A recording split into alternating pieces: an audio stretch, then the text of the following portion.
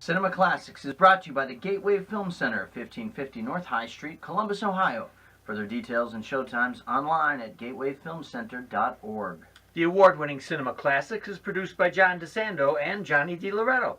Listen to the shows and read reviews online at WCBE.org. I'm John DeSando. I'm Johnny DiLoretto. This is Cinema Classics. Yeah, boy, it is. And, John, when Paul Newman was nominated for an Oscar for the 7th time, he didn't care at that point. Yeah. And he said it's like chasing a beautiful woman for 80 years. Finally, she relents, and you say, I'm terribly sorry. I'm tired. You know, his long run, we're talking about Oscar snubs. Yeah, and the Oscars are upon us. And what the interesting tack that we're taking is, you know, what didn't get an Oscar that obviously should have? I think you'd be surprised at a lot of them. Oh, I think so. I think so. But anyway, you know, going really quickly back to Paul Newman, he was nominated for, man, so many movies. Cat on a Hot Tin Roof, HUD, Cool Hand Luke, Absence of Malice, The Verdict, and he ultimately won for The Color of Money, which is a great movie. He is great in it, and it's a well-deserved movie. But oftentimes, when they do these, like, sort of gratuitous. Yeah, too late. You know, they got to give somebody an award. Scorsese Departed. Yes, that's it. Right. How about? And speaking of Scorsese, another Italian, Al Pacino, nominated through the years for his turns in the Godfather movies, probably Dog Day Afternoon, sure. I think. You know, and other great performances throughout his career. He gets it for Scent of a Woman. You know? Yeah, exactly. Yeah. And it's funny because when you look back at those earlier Pacino performances, they're actually pretty quietly intense performances. When you look back on the Al Pacino back then, he wasn't that over the top guy. But you're reminding me about Francis Ford Coppola not getting it as director for Godfather. Yeah. How I mean, in 72? Yeah, how does that really happen? But then I'm thinking, you know who got an Oscar, but for Best Picture? For Rebecca in 1940 Hitchcock. And he never got it for director. Yeah, that's funny. How does that happen? I don't know. I wish I knew more about the ins and outs of the voting. So speaking of The Godfather, you know, everybody won that year. Well, you said that Coppola did not win for The Godfather. The picture won, didn't it? But he did not. I'm thinking about him as director. Yeah. So at the 45th Academy Awards, 1972, you know, let's see, Marlon Brando won Best Actor, right? James Caan was nominated for Supporting Actor, but that award went to Joel Grey for Cabaret. There you go. Here's another one. Here's one that always astonished me because it's one of my favorite films. Yes. Peter O'Toole, nominated for Lawrence, but I don't think he ever got an Oscar.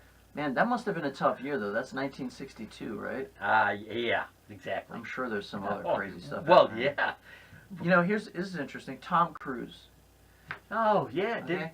So Tom Cruise, you know, early on, didn't he when he played that wheelchair vet? Yeah, but you know what? That was the year Daniel Day-Lewis won for My Left Foot. So also another wheelchair turn. Would you take drugs for memory? Because how do you remember this stuff? I just read it. Okay. It's right here. That's right here on my phone. So yeah, Tom Cruise lost out to Daniel Day-Lewis for My Left Foot, which I guess you could make an argument. That makes sense. However, Jerry Maguire, which he is phenomenal in. He is very It is a great nuanced star turn, the kind that would in any other year should have won for Best Actor. The award went to Jeffrey Rush for playing the pianist in Shine, which no one even cares about today. Here's one. I shouldn't have gotten you going on this topic, man. You could go forever. But here's one. Jack Nicholson not nominated for Shining, for Jack Torrance in Shining. Here, I got it right here. Okay. I mean, look at that face. Wow. Well, you know, probably because it was so over the top. But you know what he also was snubbed for? Oh, Chinatown. oh, right. Oh, Yeah, no. it was You're nominated hurting for me. 11 Academy Awards, but only managed to take home Best Screenplay. One of the more famous ones, and I don't know the insides and outs of this, but Betty Davis in Of Human Bondage. Apparently a just fantastic performance. The Academy allowed write-in votes for her. Oh, wow. The pressure became so hard because they had snubbed her. Interesting. Yeah. And Well, had plenty of other well, yeah, nominations yeah, and but wins. and you can see how, for personalities, some of these are acerbic personalities who probably, in the political context of the awards, turned people off. You're going to love this one. Political. Ready? 1989. Do the Right Thing. Doesn't even get nominated for Best Picture. Yeah. Do you know what won that year for Best Picture? Don't. This is gonna hurt. I'm quoting Spike Lee. But what film won Best Picture in 1989? Driving Miss Mother Daisy. Oh boy. Okay. That's what won. You believe that? Well, Crazy times. you know, as I look over the years, I'm disappointed. I think Pulp Fiction really didn't get anything. No, Pulp Fiction didn't. I mean, there's a I think seminal maybe- film. We all talk about the shift in gangster Yeah. attitudes, and Tarantino and his characters. It's one that we come to almost immediately. Yet no nominations. Yeah. Well, I don't know. Well, I think it was nominated. Okay. But Oh, well, it certainly didn't get Best Picture. it did not. Yeah. The 1994 Oscar for Best Picture. Yeah. I guess it would have come down to. Hold on, give me just a second here. Okay, so it comes down to Pulp Fiction and Shawshank Redemption. And Shawshank obviously won that year. Okay. And you can see how in the general population, Shawshank would be, more popular. Yeah, but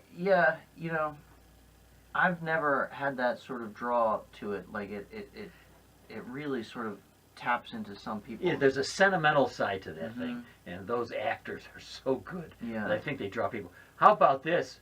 Judy Garland, For Wizard of Oz? snubbed. Forget it. Unbelievable. I quit. This year though, let's bring it back up to date. Yeah. I was stunned that Annette Bening, Oh, on the top of my list. her performance in 20th Century Women is one of the finest performances by any actor in any year. Yes. It was amazing, and it goes to, we oftentimes, I know that we're critical of the Academy for sometimes, like for instance, hashtag Oscar so white.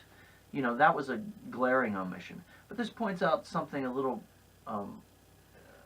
more troubling about the Academy is they, even when they have a performance by somebody like that, they can't even see it because I don't know if people are paying it close enough attention to women in general. Forget about color for a minute. That they just go to that nomination for Meryl Streep is just it's like, oh, we can't think of anything else, so let's, I'm sure Meryl Streep did, what did Meryl Streep do this year? Oh, okay, nominate her for that. Look, we have proven that ourselves as a body, say the United States, when we have, when despite 3 million votes that Hillary Clinton got above Donald Trump still became president. So there are things that happen in the corporation that are uncertain. And I would like to point out, as we're back in this year, the snubbing of The Birth of a Nation and Nate Parker. And if you want to talk about what happens on the inside of that and the politics of that, when you have Parker having been exonerated from the rape charge, but the girl involved eventually commits suicide, the Academy shut him out. Last year, at this time, it was going to be the premier and the one to just knock out hashtag any suggestion of that with a black filmmaker. Do you believe it was worthy of it? And no, but I do think it might have been. I do believe there are nominations within Birth of a Nation that never came out because of that. I think it's an extreme case of what we're Well, talking first of about. all, it was snobbing. released a lot earlier in the. And it was a year ago at this time. But from the festivals, the take on it, people were just exultant, and I'm not sure it's because he was black or because that was a focus of the film. I just have a nerve feeling that it was snubbed. Okay, yeah, that's interesting. I mean, I would say that one, it was released way too early in the year. Yeah. I often think that movies that come out of the festival circuit with a lot of full steam ahead are met with disappointment, because I think people see so many crappy movies at festivals that when you see one that's good, you think, oh my God, this is amazing, and it turns out run of the mill.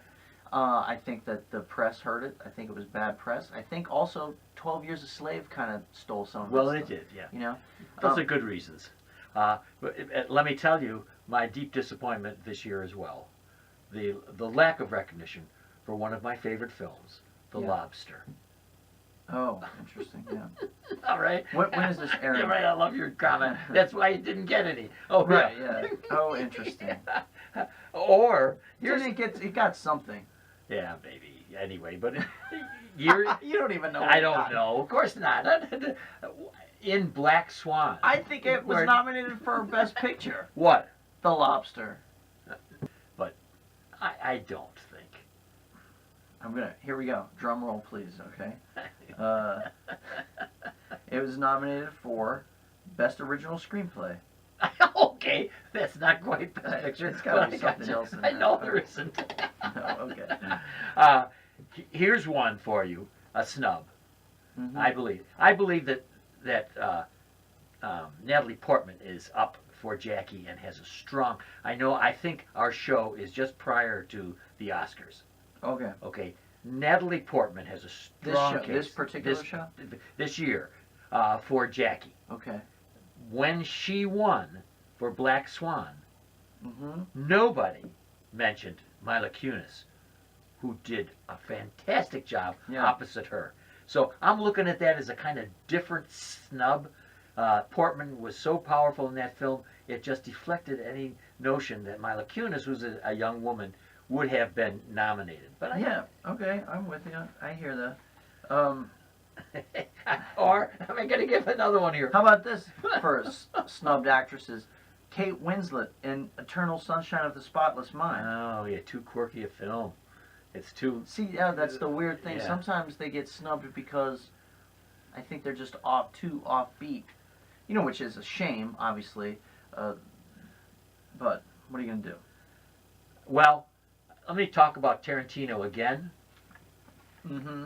Leo and Christoph Waltz, both nominated in 2013 for Django. Excuse me, was Jamie Foxx in that movie? Was he pretty good? Yeah.